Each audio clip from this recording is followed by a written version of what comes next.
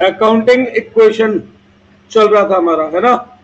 तो उसमें आज मैं एक अच्छा सा क्वेश्चन लिखवा रहा हूं और उसे करा के दिखा रहा हूं। फिर आज मैं होमवर्क भी दूंगा बेटा, आज फिर मैं होमवर्क भी दूंगा। अभी तक मैंने आप लोगों को अकाउंटिंग इक्वेशन में एक तो शॉर्ट क्वेश्चन करने सिखाए थे, और दूसरा मैंने आपको इक्वेशन सिखाई थी, एसेट हमेशा किसके बराबर रहते हैं, कैपिटल प्लस एक्सटर्नल लायबिलिटी के। इस पूरी इक्वेशन में कहीं भी इनकम एक्सपेंस की जगह नहीं थी। तो मैंने क्या बताया था, जितने भी इनकम या प्रॉफिट है वो सब किससे मिलते हैं, मालिक को। तो एक्सपेंस या लॉस भी कौन झेलता है, मालिक। क्या ये बात मैं सब बता चुका हूं। इसके अलावा अगर कोई ड्राइंग है तो उससे कैपिटल कम होती है, एडिशनल कैपिटल है तो उससे कैपिटल बढ़ती है।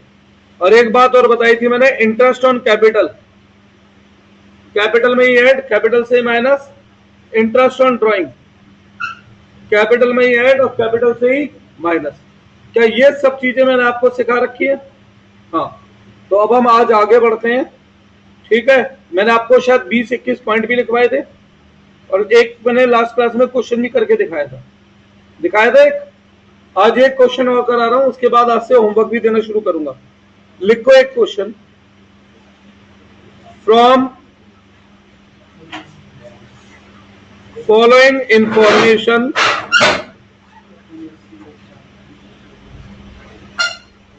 Prepare accounting equation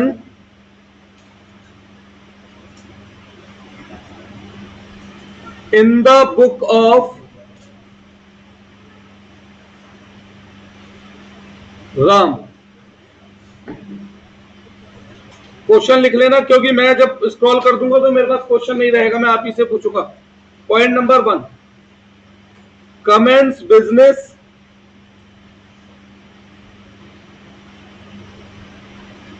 with cash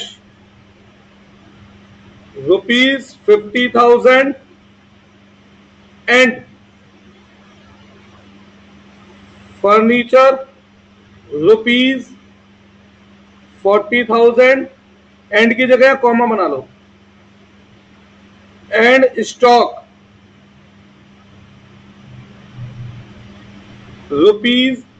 ₹30,000। Transaction number 2, open a bank account and deposit ₹30,000 from saving account। Saving account किसका होता है, बिजनेस का या मालिक का, और करंट अकाउंट किसका होता है, तो बिजनेस का अकाउंट खोल ले जिसमें मालिक के खाते से पैसे जा रहे हैं। Transaction number 3, sold 1/3 of above goods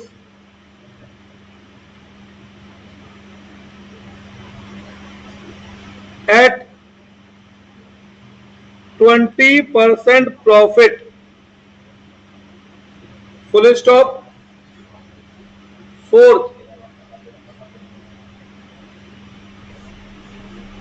paid salary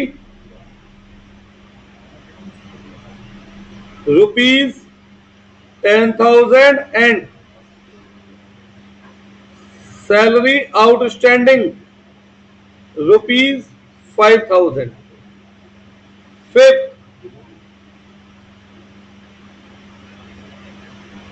paid rent ₹10,000, including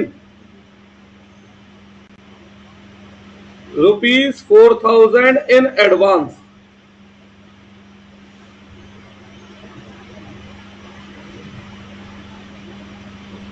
6th,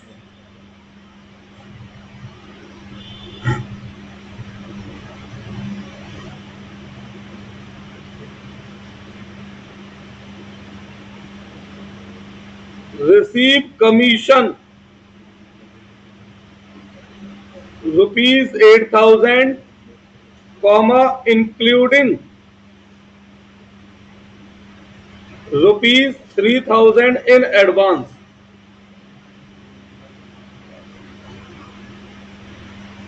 Seventh, purchase a building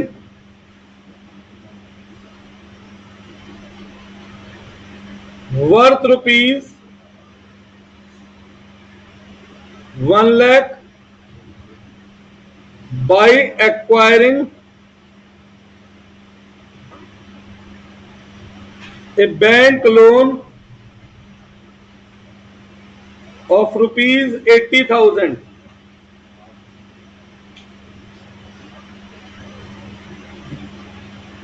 Eighth,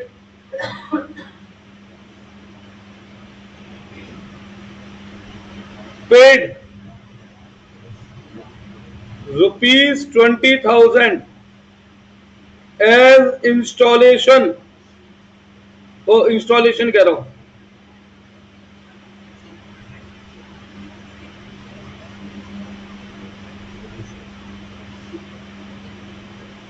as installment of bank loan and rupees 2000 as interest through check.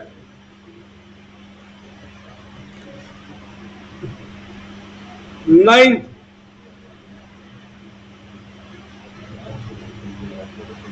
purchase goods worth rupees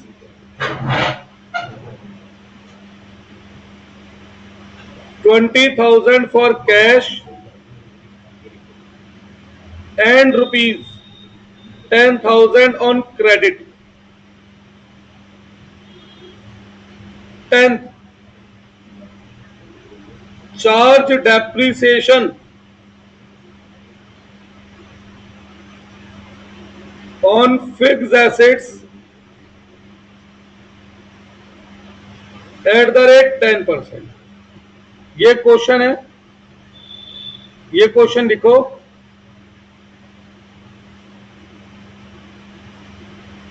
फिर इसमें accounting question में मैं डाल के दिखाता हूं और आज मैं होमवर्क दूंगा, सही है?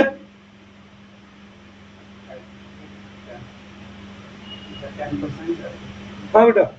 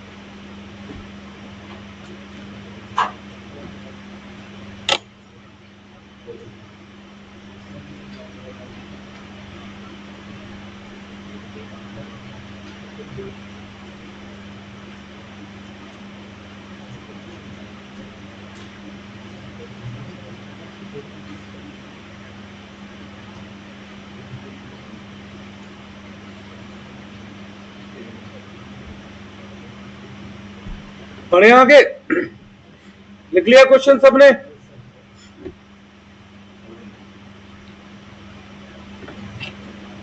तो देखो,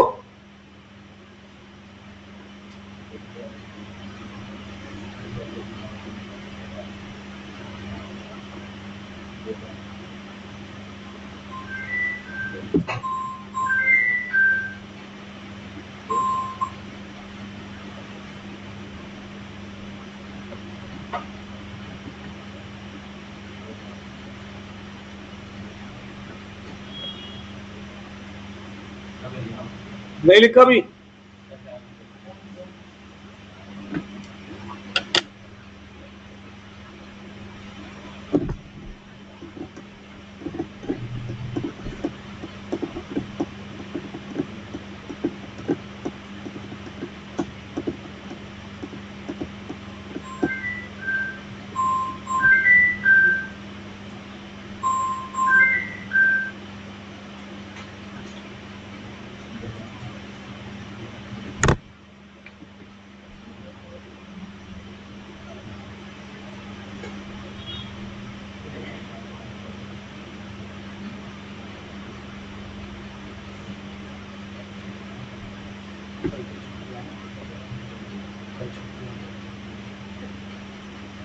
नहीं हो गया बेटा, ठीक है। तो सॉल्यूशन करते हैं।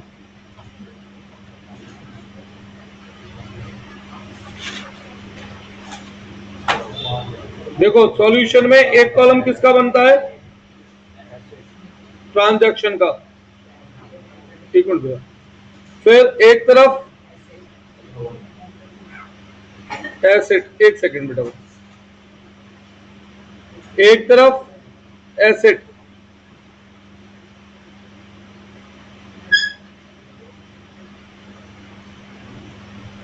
और एक तरफ कैपिटल प्लस एक्सटर्नल लायबिलिटी।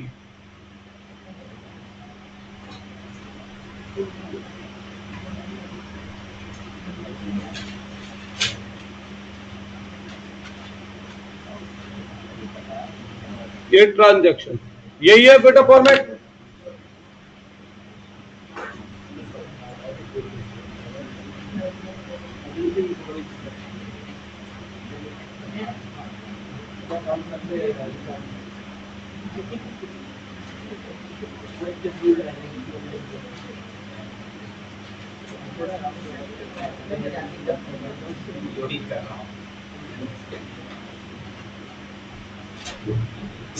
अरे ये तो काम ही नहीं कर रहा शायद।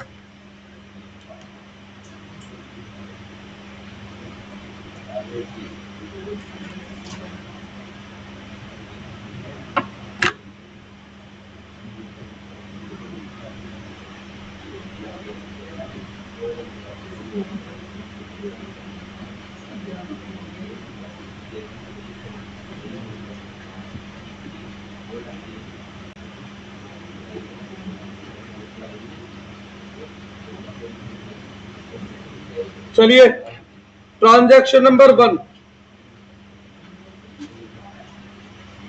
बोलिए, ट्रांजैक्शन नंबर 1 क्या है बेटा? Commence business. क्या क्या आ रहा है बिजनेस में? कैश क्या होता है और क्या आ रहा है? फर्नीचर भी क्या होता है और क्या आ रहा है? स्टॉक भी हम यहां पे क्या मानते हैं? एसेट।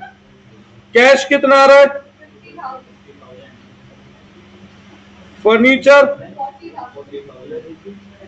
स्टॉक 30। तो टोटल मालिक से कुल कितने रुपए की चीज ले रखी है हमने? 1,20,000। तो दूसरी तरफ ये क्या बन गया?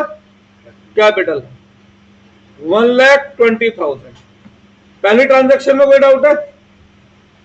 ट्रांजैक्शन नंबर 2 बोलिए। बैंक में खाता खोल रहे हैं और पैसा आ रहा है मालिक के यहां से। भाई सेविंग अकाउंट किसका होता है? मालिक का। तो बैंक में खाता खोलने पर क्या बढ़ेगा?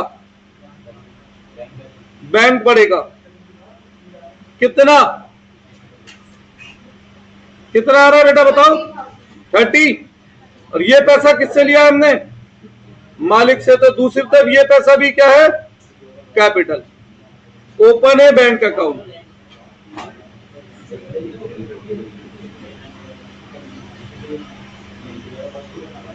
इन्हें ऐड करो। टोटल को क्या नाम देते हैं हम हर बार? New equation. कैश का टोटल 50, फर्नीचर का टोटल 40, स्टॉक का टोटल 30, बैंक का टोटल 30 और कैपिटल का टोटल 150। क्या ये दोनों साइड बराबर हैं? हाँ या ना? है? नहीं है बराबर? तो अब आ जाओ ट्रांजैक्शन नंबर 3 पे। बेटा नैतिक जी जरा ये बताओ, थर्ड पॉइंट में क्या करना है? Sold 1/3 of above goods. Above goods है कितने के? 30,000 के। इसका 1/3 कितना हुआ? 10,000। तो ये 10,000 वाले गुड्स कितने में बेच रहे हैं हम? तो कितने में बेच रहे हैं? 10,000 का 20% क्या होता है? 2,000 रुपए प्रॉफिट पर, तो कितने में बेचेंगे? 12,000 में। तो एक तरफ क्या कम होगा? गुड्स कम होंगे कितने के? और क्या बढ़ेगा? कैश बढ़ेगा। पहले तो 12,000 है ना, 2,000 का प्रॉफिट है। प्रॉफिट किससे मिलता है? मालिक को मिलता है। Sold goods. अब हर ट्रांजैक्शन के बाद क्या करना होता है? New equation.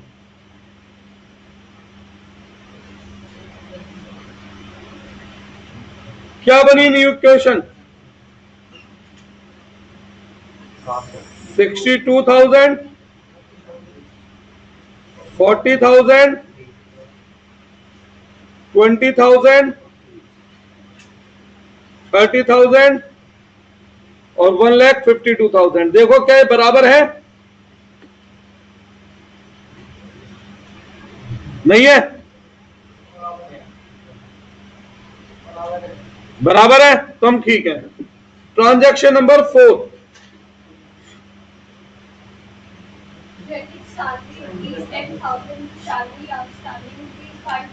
भाई मेरे यहाँ पे सोनी जी नौकरी करते हैं, 10,000 की सैलरी मैंने इन्हें दे दी है, 5,000 रुपए की सैलरी रुक रही है, तो मैंने टोटल काम कितने का करवाया है? 15,000 का। तो खर्चा पैसा देने पे मानते हैं, काम करवाने पे मानते हैं? काम करवाने पे मानते हैं। तो मेरा टोटल खर्चा कितना है? 15,000। जिसमें खर्चा कौन झेलेगा? मालिक। जिसमें से हमने कैश में कितना पे कर दिया? तो कैश कम हो गया 10,000। बाकी 5,000 जो हमने अभी तक पे नहीं करे, तो वो कब पे करेंगे? फ्यूचर में। तो क्या बढ़ेगा? आउटस्टैंडिंग सैलरी नाम से एक्सटर्नल लायबिलिटी, क्योंकि भविष्य में पैसा देना है। कितने रुपए? क्या बेटा? फिर क्या हो रहा है इसमें यार?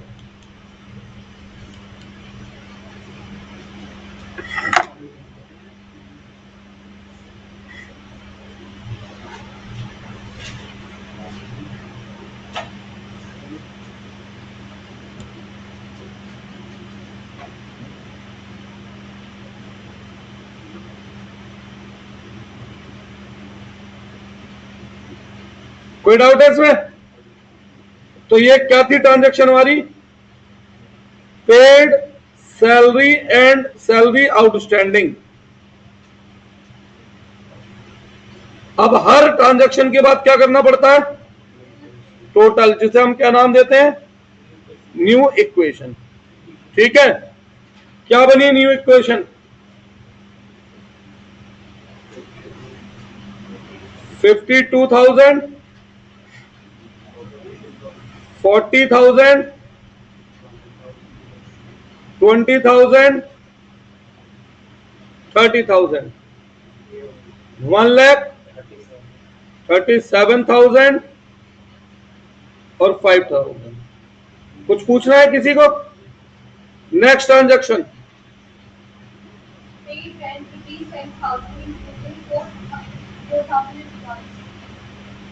जगह कम पड़ेगी मेरे पास, अब छोटा छोटा लिखना पड़ेगा फिर लग रहा है। चलो, पेड रेंट इंक्लूडिंग एडवांस, यही है। कितनी पेमेंट कर रहा हूं? तो 10,000 का कैश कम होगा, जिसमें से एडवांस रेंट कितना है? 4,000। तो एडवांस रेंट एसिड बन गया कितना? 4,000।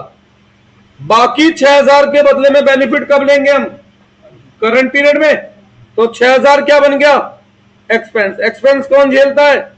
मालिक। अब हर ट्रांजैक्शन के बाद क्या करना पड़ता है?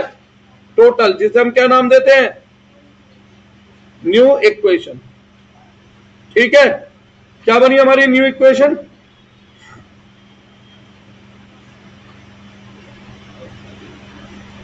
42,000 plus 40,000 plus 20,000 plus 30,000 plus 4,000। 1,31,000 plus 5,000। कोई डाउट है यहां तक? श्योर? पक्की बात? आगे बढ़ते हैं, रुको जरा।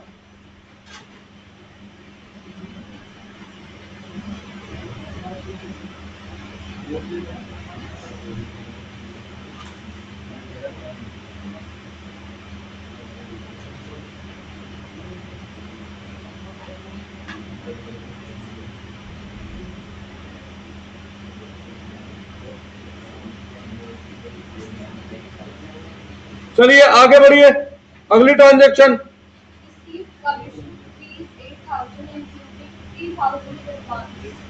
Receive commission including advance. Total कितना पैसा आ रहा है? तो कैश बढ़ेगा 8,000, जिसमें से मैंने 3,000 रुपए एडवांस में लिए हैं। तो अगर मैं एडवांस में किसी से पैसा लूं तो वो क्या बन जाती है? लायबिलिटी। कितना एडवांस? 3,000 बन गई लायबिलिटी। अब बचे हुए 5,000 इनकम। भाई पैसा ले रहा हूं, काम कर रहा हूं, इनकम किसमें जुड़ती है? कैपिटल में। हर ट्रांजैक्शन के बाद क्या करना पड़ता है? टोटल। और इस टोटल को आप लोग क्या नाम देते हैं? New equation. 50,000, 40,000, 20,000, 30,000, 4,000, 1,36,000, 5,000, 3,000। यहां तक कोई डाउट है? हाँ जी, क्लियर है ये? Transaction number 7।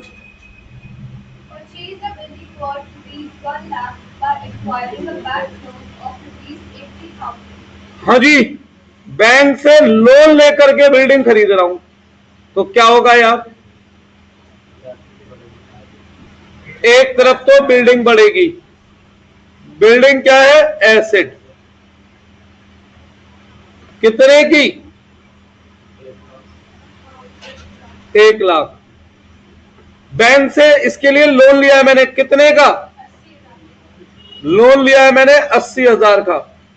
तो दूसरी तरफ लोन नाम की लायबिलिटी बढ़ेगी, कितनी? 80,000। तो बाकी 20,000 रुपए तो मैंने अपनी जेब से दिया होगा ना, तो 20,000 रुपए का क्या कम होगा? कैश। Purchase building.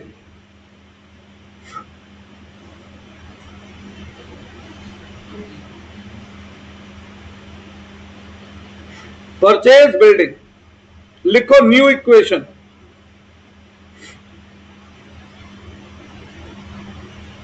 30,000,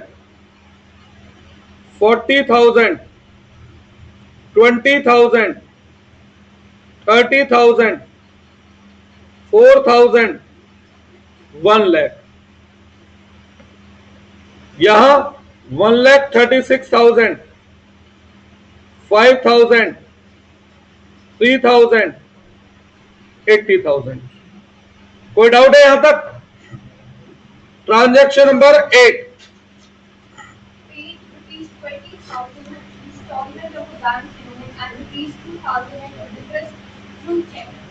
क्या करना है बताओ इसमें? टोटल कितनी पेमेंट कर रहा हूं?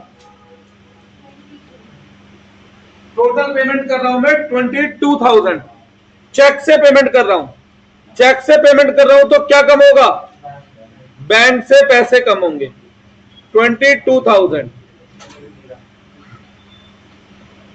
यार क्या आज ज्यादा ही परेशान कर रहा है।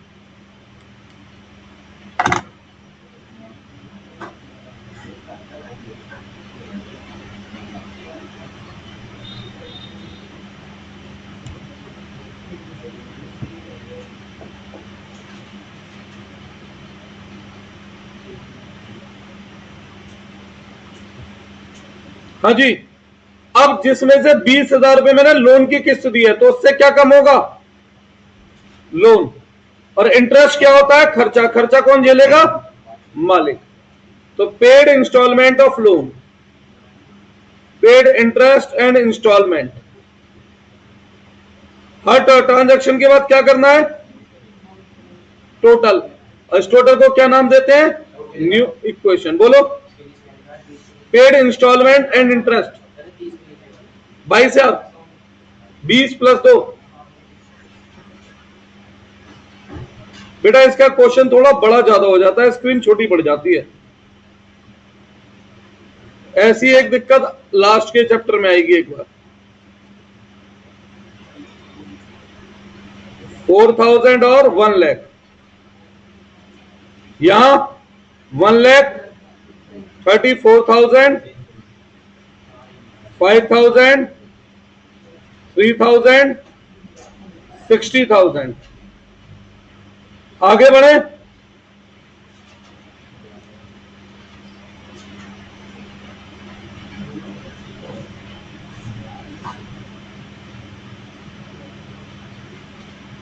Transaction number 9। Purchase goods worth 20,000 for cash and rupees 10,000 on credit. हाँ जी बेटा, आप बैंक के इंस्टॉलमेंट पे करोगे। आपने बैंक से कर्जा ले रखा था 80,000 का, अब आपने उसकी 20,000 की इंस्टॉलमेंट दे दी, तो भी क्या कर्जा 80 रहेगा? 20 कहां आया? माइनस में ना। ट्रांजैक्शन तो पढ़ो क्या है।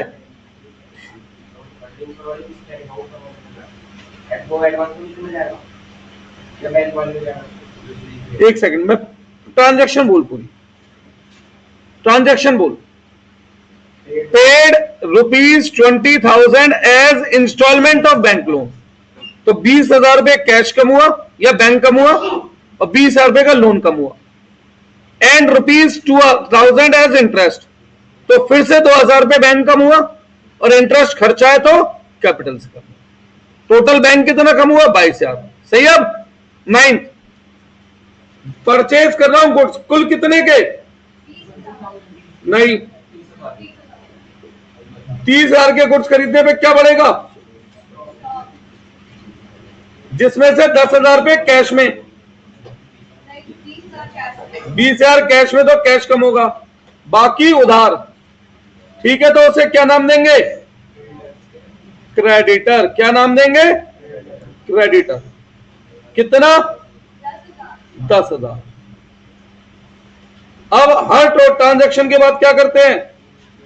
टोटल। और उसे क्या नाम दे देते हो आप? New equation. ठीक है, न्यू इक्वेशन।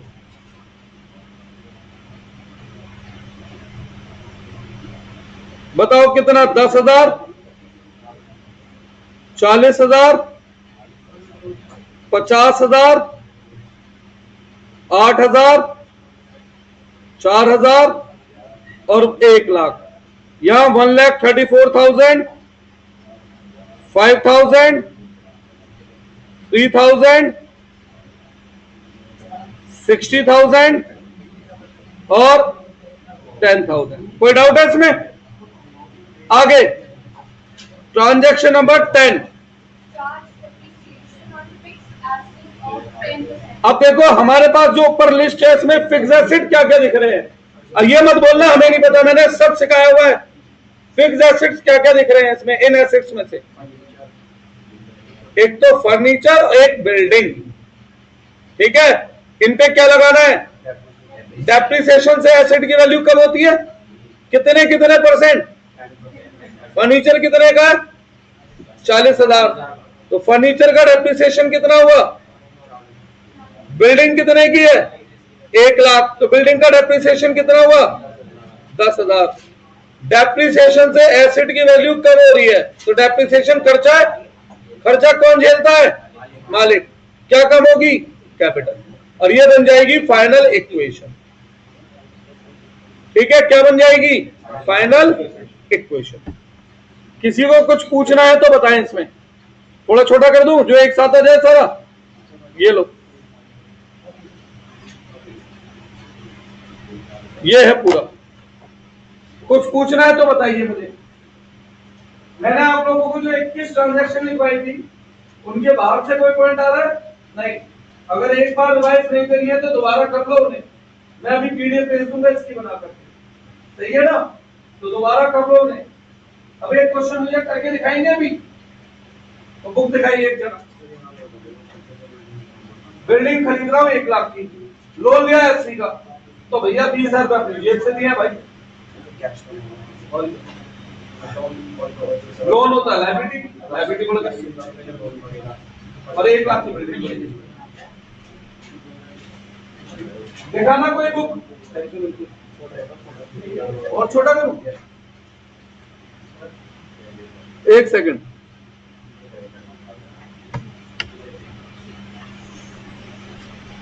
ये भाई पूरा ही आ गया, अब तो इससे ज्यादा पूरा क्या आएगा?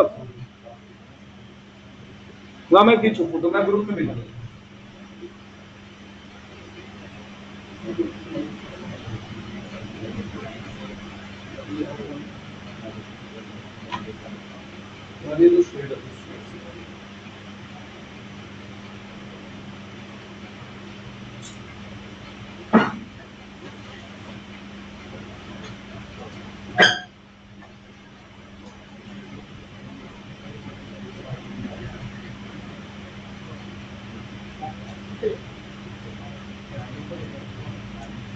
देखो आगे बेटा, लाओ एक जना बुक दिखाओ, मैं क्वेश्चन दे रहा हूं करने को। आज फिर होमवर्क भी है।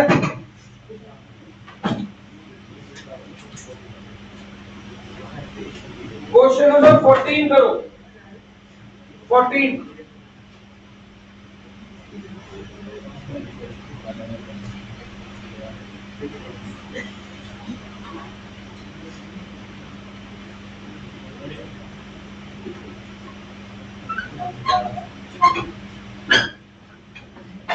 देख दिया मैंने, करके दिखाइए। क्वेश्चन नंबर 14,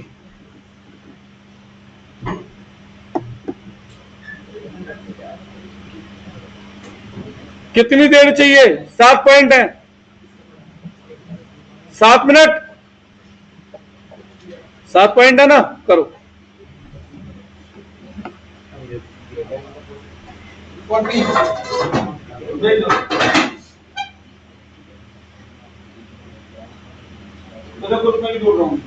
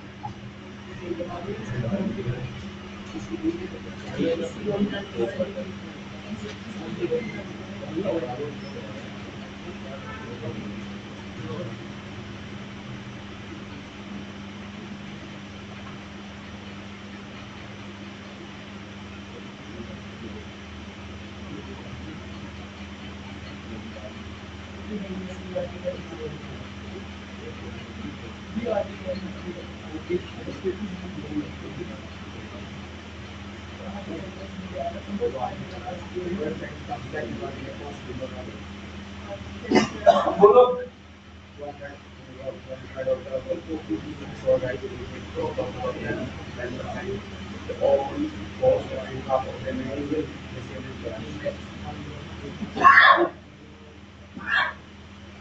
ऊपर गुड्स है कितने?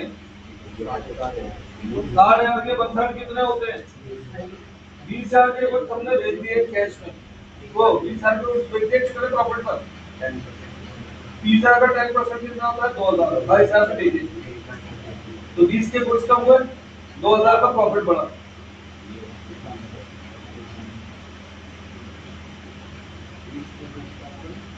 2,000 का प्रॉफिट बढ़ा। अब टोटल कितने पैसे भेजने हैं?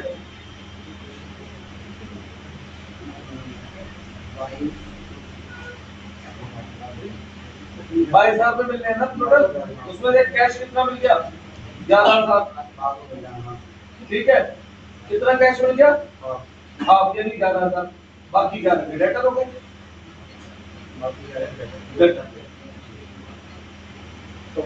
प्रॉफिट 2,000 हाँ।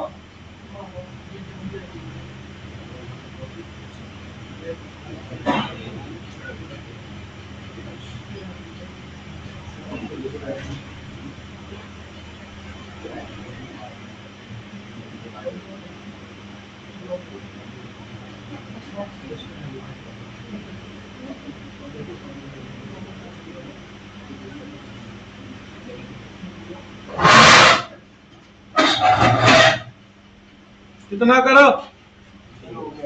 हो गया। देखो मैं इसमें अकाउंटिंग इक्वेशन नहीं बना रहा अभी, मैं आपको इसके अंदर पॉइंट्स क्लियर कर रहा हूं क्या चीज कहां कहां जाएगी। ठीक है, फिर अपने आप कोशिश करना जिन पे नहीं हो रहा। जैसे क्वेश्चन, ये कौन सा क्वेश्चन है? क्वेश्चन नंबर 14, ट्रांजैक्शन नंबर 1 बोलो। Dr. Bhavatra comments business with cash 50,000 एक तो बिजनेस में आ रहा है कैश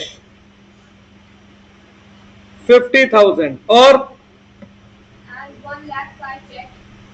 चेक मतलब बैंक आ रहा है कितना 1 lakh. और Goods of rupees 60,000. गुड्स मतलब स्टॉक कितने 60,000. और Machinery 1 lakh. मशीन 1 लाख और Furniture 50,000. फर्नीचर 50,000। ये सब आ रहा है। ये सारी चीज हमने किससे ली है? मालिक से। तो इन शॉर्ट मैंने मालिक से कुल कितने रुपए का सामान लिया है? तो एक तरफ कैपिटल बढ़ रही है कितने की? 360। खत्म। अब ये बताओ कैश क्या होता है आपका? तो एसेट में कैश बढ़ा दो 50,000। बैंक क्या होता है? एसेट बढ़ा दो 1 लाख। स्टॉक क्या होता है? एसेट बढ़ा दो 60,000। मशीन क्या होती है? एसेट बढ़ा दो 60,000। फर्नीचर क्या होता है? एसेट बढ़ा दो 50,000। और कैपिटल क्या होती है? लायबिलिटी। लायबिलिटी साइड में कैपिटल में दिखा दो 3,60,000। इस पॉइंट में किसी भी बच्चे को दिक्कत है? नहीं है। Point number 2, 1/3 of the above goods are अब देखो 1/3 ऑफ अबव गुड्स, ऊपर टोटल गुड्स कितने के दिख रहे हैं? 60,000. तो 60,000 का 1/3 कितना होता है? 20,000 वाले गुड्स कितने प्रॉफिट में बेच रहा हूं? 10%. तो टोटल कितने में बेच रहा हूं? अब सुनो, गुड्स बेचने पर स्टॉक कम होगा कितना? 20। प्रॉफिट बढ़ रहा है कितना? 2,000। टोटल कितना पैसा लेना है? यानी मुझे 22,000 में से कैश मिल रहा है कितना? 11,000। बाकी जो पैसा अब नहीं मिला तो कब मिलेगा? तो वो बन गए डेटर। जिन्हें हम उधार में माल बेचते हैं वो कौन होते हैं? डेटर। कितने बन गए? 11,000। अब पोस्टिंग की बात करते हैं। स्टॉक क्या होता है?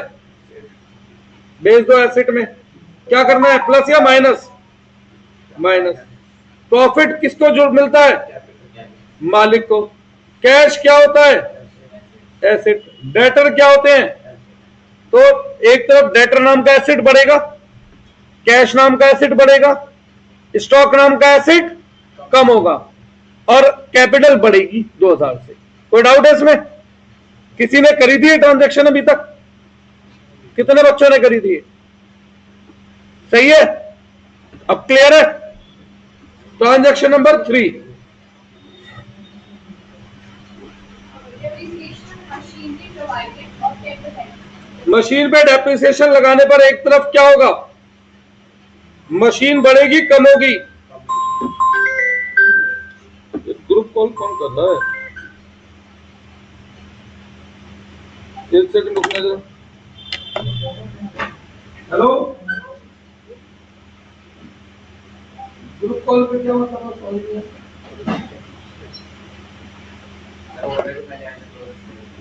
पहले उसका आया था एक दिन ऐसी।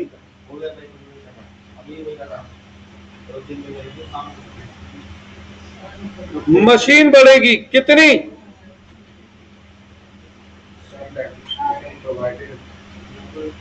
मशीन सॉरी डेप्रिसिएशन है ना, कम होगी कितनी? कितने की थी मशीन ऊपर? 1,10,000 की। और ये खर्चा है। खर्चा कौन झेलता है? मालिक। अब सुनो, मशीन है एसेट, एसेट कम हो रहा है, माइनस कर सकते हो। और एक्सपेंस को कहां से माइनस करके दिखाते हैं?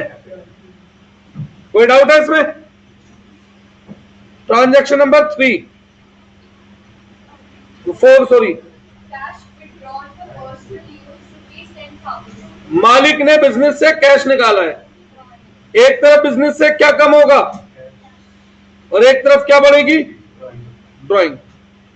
कैश क्या होता है, तो इसे कहां से माइनस करना है, ड्राइंग कहां से माइनस करते हैं हम, कोई डाउट है? ट्रांजैक्शन नंबर 5,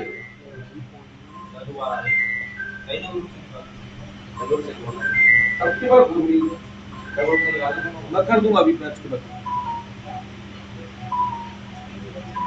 हाँ जी, Interest on drawing charge 5%. Interest on drawing कल पढ़ाया था मैंने,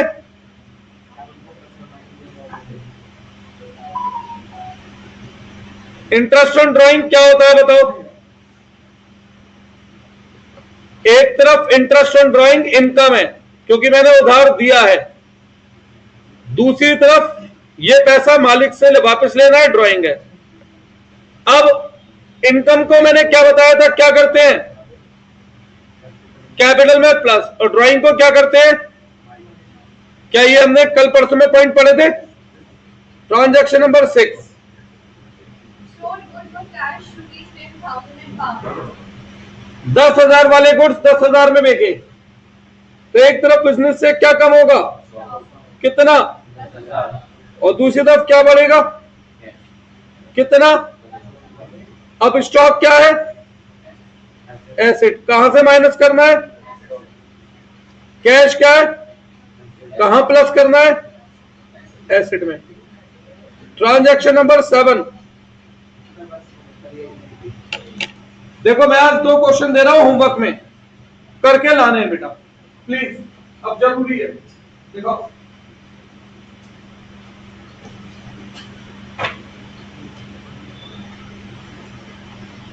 चलो अभी छोटे क्वेश्चन दे रहा हूं, क्वेश्चन नंबर 11, क्वेश्चन नंबर 12, मैं फोटो भी दे, क्वेश्चन नंबर 11, क्वेश्चन नंबर 12।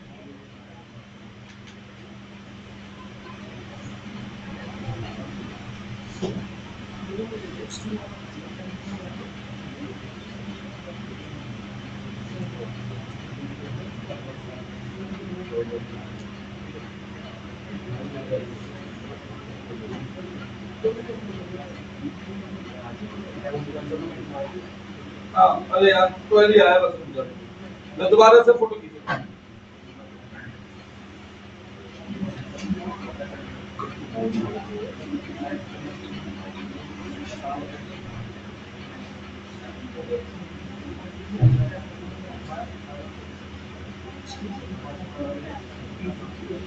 तो ये करके लाना है सबको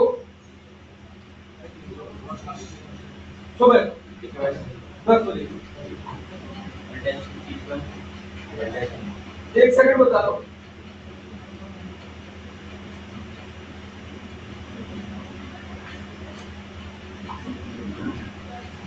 कल मैं सोच रहा हूँ टेस्ट नहीं लेकर के मैं इसी चैप्टर को भी कंटिन्यू पढ़ा दूं, जिससे ये चैप्टर खत्म हो जाए, फिर अगले फिर टेस्ट नहीं। ठीक है, ये चैप्टर अभी चलेगा, अभी मुझे अपने क्वेश्चन भी देने हैं इसमें 3 4 5 नहीं, अभी कल ही दूंगे। ठीक है, कल आ जाए, कल सुबह, कल तो संडे है, सुबह करा देंगे 9 बजे आना। तुम्हारे में भेज दिया मैंने,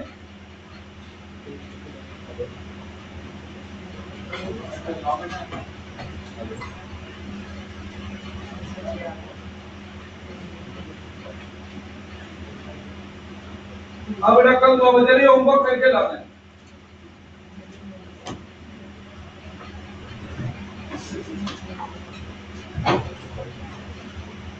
इको के नोट्स लिखवाना शुरू करें आगे, के 9 बजे वाले 9 से 10 बजे और 10 बजे 12 का जी सर, ठीक है सर।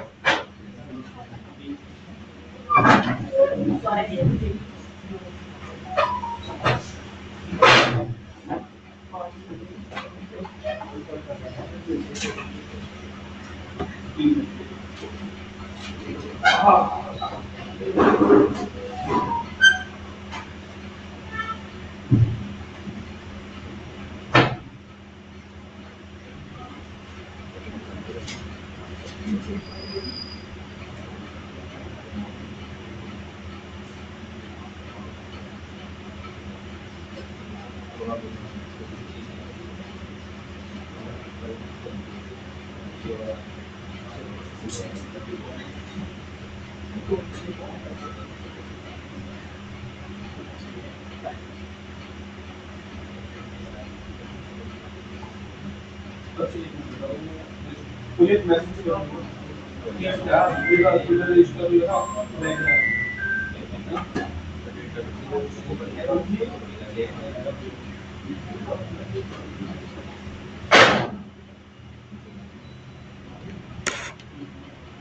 मैंने पर्स कहाँ रख दिया?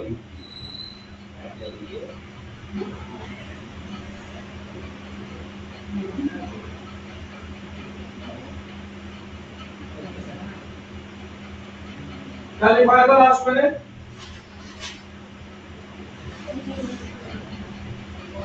कंज्यूमर इक्विलिब्रियम, और इसमें मैंने बोला था एक टेबल बना रहा था मैं। पहले आप उस टेबल को पूरा कर लेंगे, है ना? उसके बाद फिर लिखवाना शुरू करेंगे। 2 पेज छोड़ के चलो उसको लिखेंगे। किसकी कॉपी में बनाया था वो मैंने? कॉपी तो उसका आएगी भी नहीं। और सर टेबल से मेरे पास जुगाड़ है।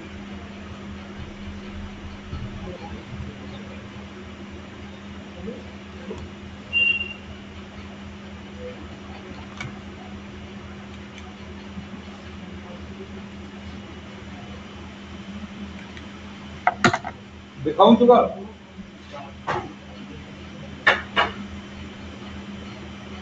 इधर स्टैंड दिख रहा है नहीं वो वाला?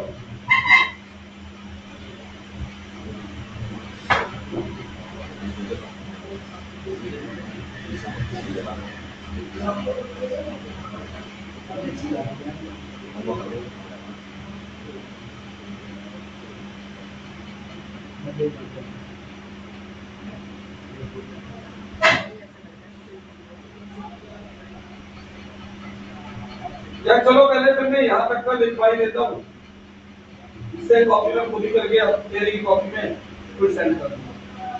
ये पेज अंधेरा लिखवा दे। मैंने कहा कंज्यूमर इक्विलिब्रियम की डेफिनेशन लिखवा दी थी क्या बेटा? लिखवा दी। तो लिखो इसमें आगे।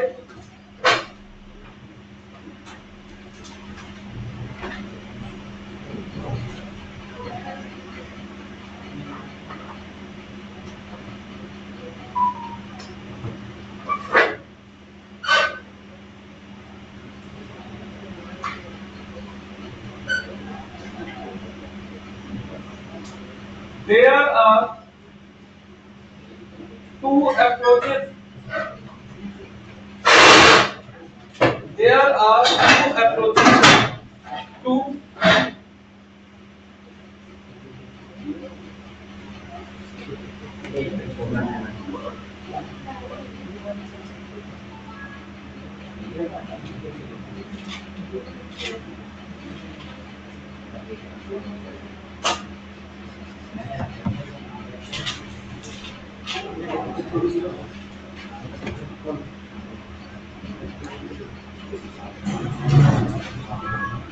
हाँ जी, there are 2 approaches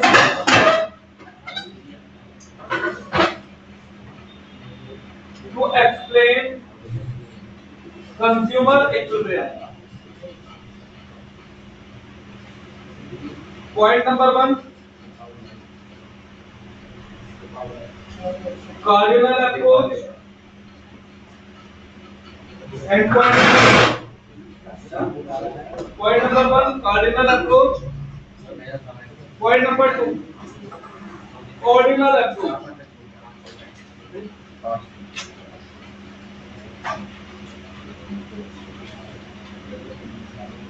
ठीक है?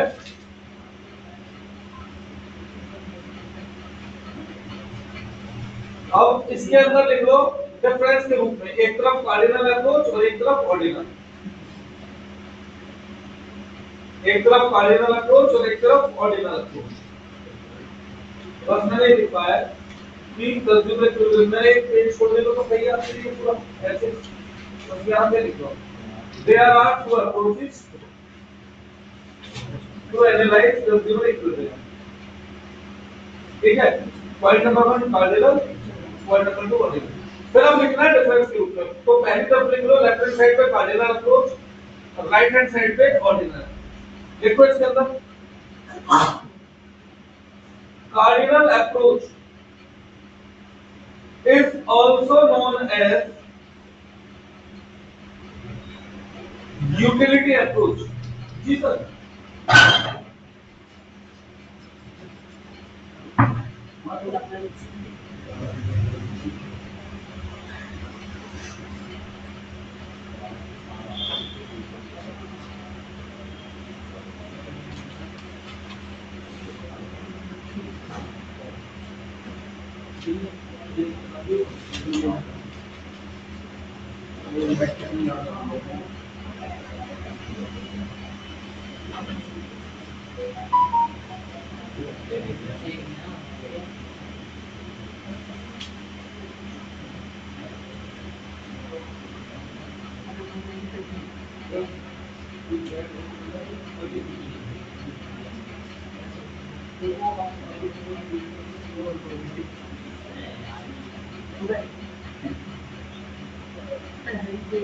हाँ जी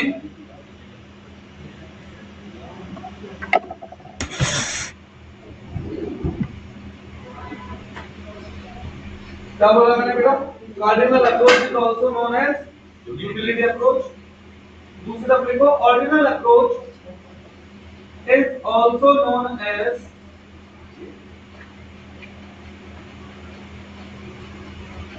आईसी कर्व अप्रोच और डिक्सन approach. HICSAON।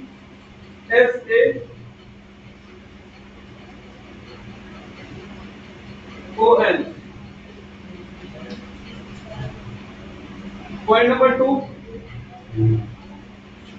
according to cardinal approach, utility is measurable। Utility is measurable and quantifiable concept। And quantifiable concept।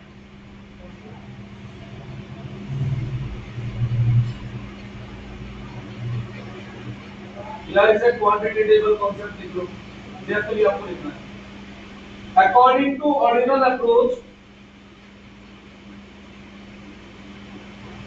utility is psychological concept। ये साइकोलॉजिकल विषय है। वैसे कोई आदमी मंदिर कभी ना जाता हो और भैया अगर कभी मथुरा वृंदावन गए तो मन मतलब ये दिखाते हैं कि हमसे बड़ा कोई भक्त नहीं है, हम मंदिर ही छोड़ेंगे। ऐसी होता है ना। तो ये क्या है? साइकोलॉजी है। यूटिलिटी जगह के साथ बदलती है तो साइकोलॉजिकल अप्रोच या कॉन्सेप्ट जो भी लिखना है। Point number 3, utility can be उसमें कार्डिनल में लिखना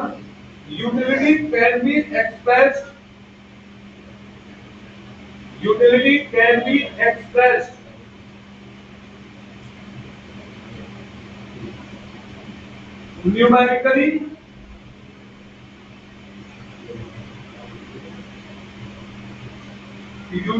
can be expressed numerically in util।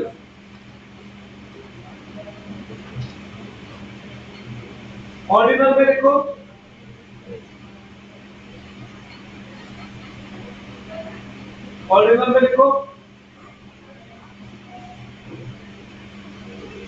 utility can be expressed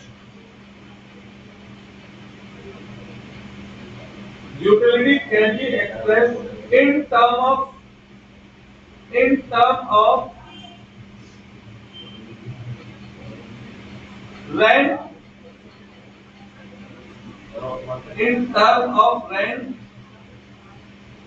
given by consumer।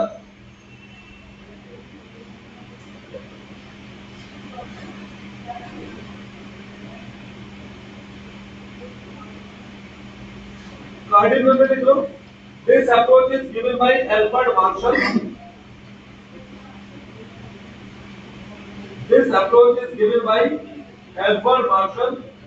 मैंने लॉग डीएमयू लिखवा दिया था बेटा नहीं? It is given by Professor Alfred Marshall. और ऑर्डिनल अप्रोच में देखो, it is given by Professor J.R. Hicks.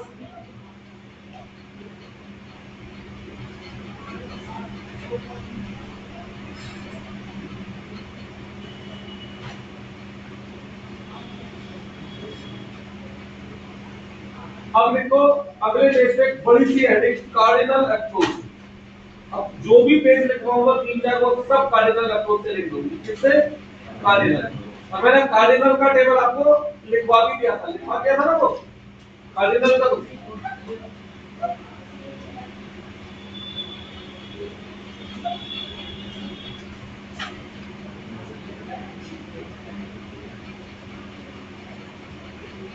बेटा मैंने आपकी फीस चढ़ाई नहीं थी ना अभी, मुझे एक मैसेज कर दे फीस पे। पहले तुम रजिस्टर घर पे रह गया, वहीं भी जाकर करूंगा। क्या हुआ? हाँ जी, बड़े आगे तो लिखो।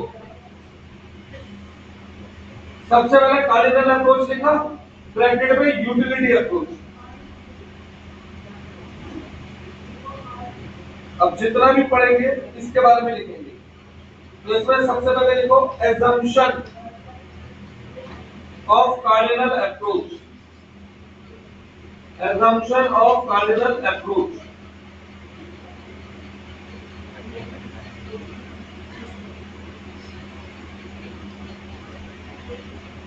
Point number 1.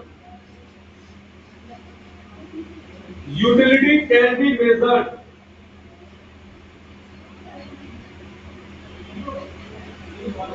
Utility can be measured in utils. Point number 2. Consumer behave rationally. Consumer behave rationally.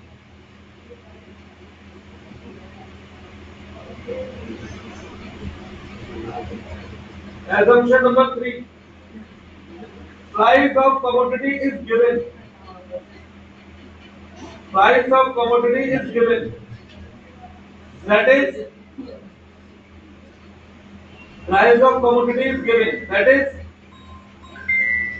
constant.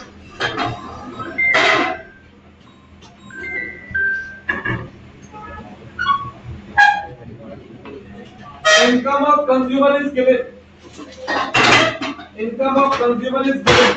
That is constant.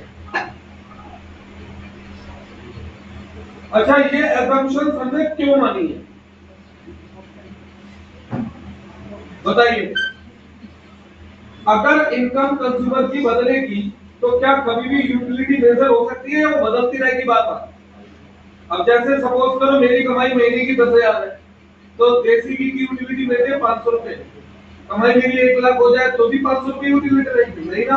तो अगर ऐसे मेरी इनकम बार बार चेंज होगी तो यूटिलिटी कभी एक जगह रुकेगी नहीं, तो मैं मेजर कैसे कर पाऊंगा कि मुझे कहां सेटिस्फेक्शन मिल रहा है? इसलिए हम मानते हैं कि इनकम कांस्टेंट। सेम अगर किसी कमोडिटी का प्राइस बदलता है तो भी फिर बात वही दिक्कत है कि हम बार बार डिसीजन चेंज होगा कि हम कहां रुके। तो हमें कोई डिसीजन लेना है कि हमें कहां रुकना है, तो इसलिए हम क्या मानते हैं? प्राइस क्या है? कांस्टेंट। अब लिखो इसके नीचे हेडिंग, कंज्यूमर इक्विलिब्रियम की डेफिनेशन लिखवा चुका हूं। Consumer equilibrium in case of single commodity. Consumer equilibrium in case of single commodity.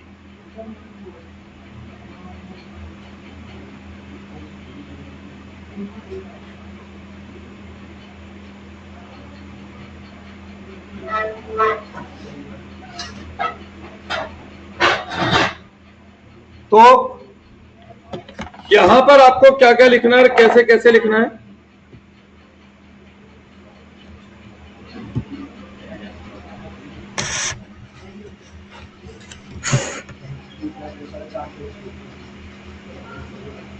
ये क्या हो गया?